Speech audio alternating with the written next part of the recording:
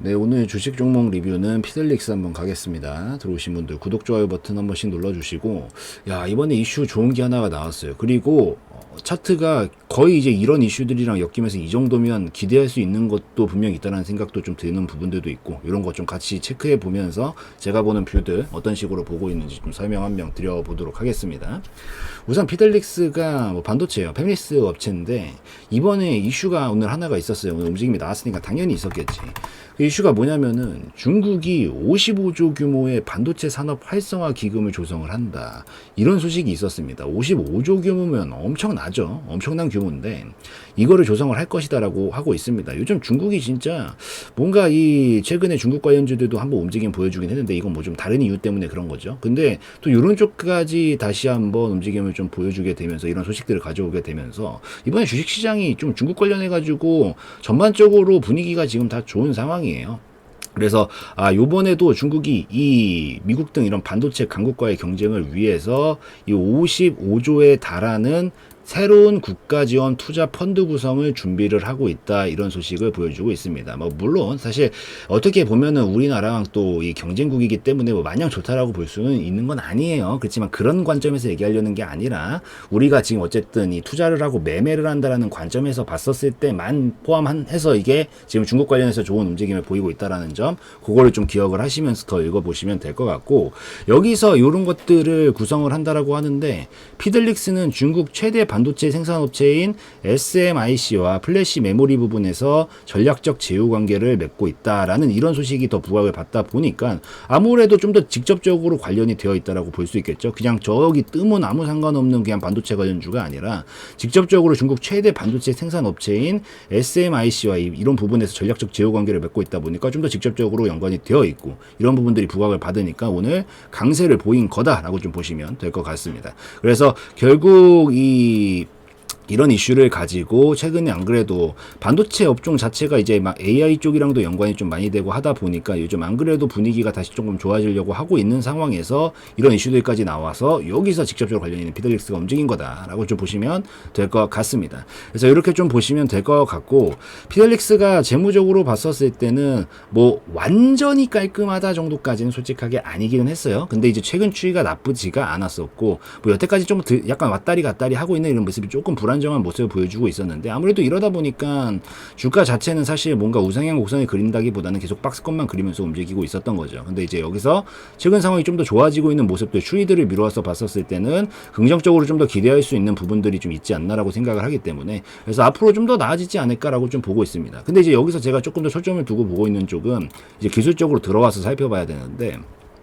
지금 이슈 자체 좋아요. 계속 부각을 받을 수 있는 이슈죠. 계속 부각을 받을 수 있는 이슈인데, 여기서 보면은 지금 이 엄청난 물량이 사실 이게 최근에 한번 나왔었거든요, 올해. 이게 나오면서 딱 앞전에 있었던 중요한까지 딱 찔러보고 떨어졌어요. 근데 이제 항상 말씀드리지만 이 최대치 거래량이 나오고 나면 뭔가 변화의 조짐이 생길 수 있다고 항상 말씀을 드리잖아요. 근데 이게 최대치 거래량은 큰 변화를 거의 이 말을 하고 있는 경우들이 굉장히 많거든요. 그러니까 큰 변화의 바람이 불기 전에 보통 이런 그림들을 많이 만들어내요. 근데 이제 여기서 한 가지를 조금 주의했어야 되는 게 뭐냐면은, 뭐 물론 피델릭스는 매매하는 데는 전혀 지장이 없는 종목이라 저는 해당 사항은 없다라고 생각을 합니다만, 이게 이런 그림들이 결국에는 급등주로 가게 되는데, 원래 이 급등주랑 약간 이거 그냥 표현하는 거예요. 요게 그렇다는 거 아니고, 지금 좀 전에 설명드렸다시피 급등주랑 상패주랑 사실 시그널이 거의 동일합니다. 이해가 되세요?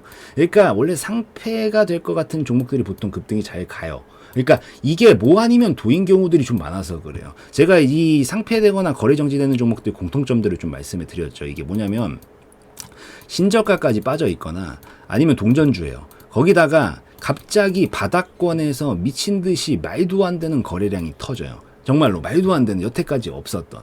이게 합쳐지면은 보통 요런 것들이 좀 위험해지는 경우들이 굉장히 많은데, 기본적으로 피델릭스는 좀 전에 재무 상태도 보여드렸다시피 실체가 없는 것도 아니에요. 만년 적자 내고 있었던 기업에도 해당 안 하고, 신저가도 아니죠. 신저가에도 해당하지 않고 있고, 동전주도 아니죠. 물론 약간 지금 1,000원대 부근이긴 해서 좀 조금 더 가격 올라가주는 조금 안정성이 있었으면 좋겠다라고 생각하지만 뭐 어쨌든 해당 사항 없으니까 결국 이거 하나만 남는데, 이 어쨌든 여기서 불안한 요소들은 다 걷어내고 이거 하나만 봤었을 때 이런 위험성은 지금 없다라고 보고 있는 거고, 바꿔 생각하면 급등주가 될 수 있는 가능성이 있다라고 해석을 할 수가 있다라는 거죠. 그러니까 원래 보통 이게 헷갈려요. 이게 두 개가 진짜 급등주가 되는 것들이 보통 상패주가 되는 것들도 많기 때문에, 그래서 뭐 아니면 도인 경우들이 많은데 여러 가지 재무적인 부분들 그리고 좀 더 더해가지고 다른 움직임들 같은 것도 지금 좀 전에 설명드렸던 것들을 좀 살펴봤었을 때 이 리스크는 지금 거의 없지 않은가라고 생각이 돼서 결국에는 이걸 좀 기대해 볼 수 있지 않을까라고 좀 보고 있습니다.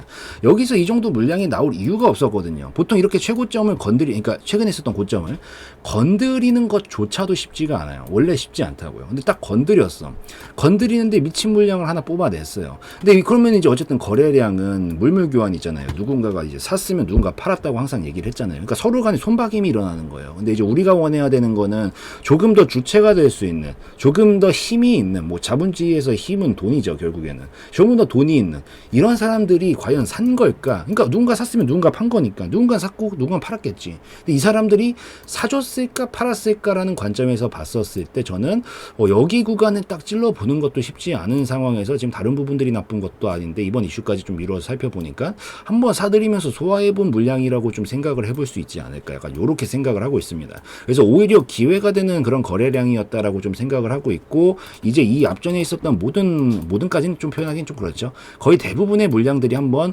흡수를 시켜놨기 때문에, 대신 여기서 이제 또 새롭게 들어온 물량들도 있을 테니까 당연히 이제 요런 것들이 나와주고 나면 보통 조정이 나온다라고 항상 설명을 드리죠.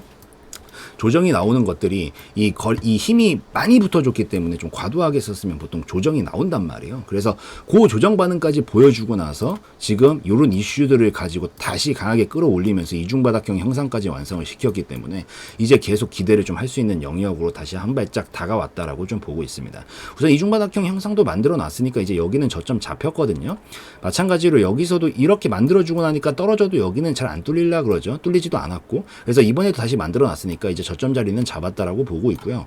여기서 이제 오늘도 거래량이 좀 붙어줬는데 바로가 약간 거래량 크기가 애매해서 물론 바로 갈 가능성도 있긴 해요. 그렇지만 뭐 혹시 눌림 자리 줬다가 이런 1,600원 정도 자리에서 받는 자리 보여주면 계속 기회로 볼 수 있는 영역이 좀 나와줄 수 있지 않을까 생각을 하니까, 이런 자리도 나오면은 계속해서 한번 관심 있게 보다가 자기한테 좀 맞는 패턴들 나오면 그런 것들 공략해보는 것도 괜찮겠다라고 좀 생각을 하니까 그거 좀 기억을 하시고, 올라가면은 이제 대처 방식들은 우선 여기까지는 다시 금방 칠 가능성이 있다라고 생각합니다. 우선 찔러봤던 데까지는 이제 쉽사리 넘어갈 거예요. 그리고 이미 최근에 낙폭을 좀 빠르게 강하게 쳤기 때문에 중간 매물이 그렇게 많지가 않아서 금방 회복시키면서 여기 윗구간까지는 다시 칠 수 있는 가능성이 있거든요. 매물 안 많아요. 그래서 이 자리까지는 우선 1차적으로 충분히 도달시킬 가능성이 높다라고 보고 있고요.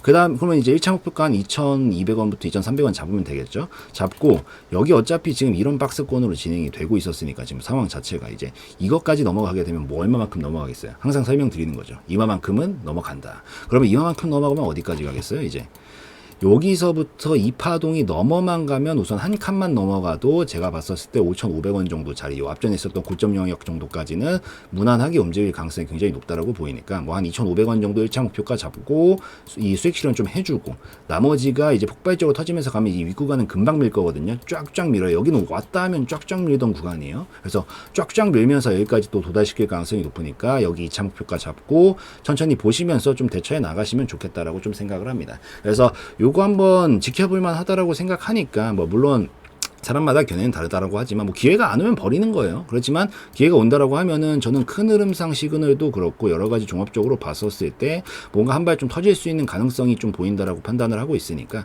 요까지 좀 기억하시면서 보시면 좋겠다라고 좀 말씀을 드리도록 하겠습니다. 그래서 여기까지 찍으면 뭐 충분한 것 같으니까 여기까지 해서 좀 찍는 걸로 하고요. 오늘 영상에서의 내용은 저의 개인적인 견해였으므로 참고용으로만 보시라는 말씀 드리고 마무리 짓도록 하겠습니다.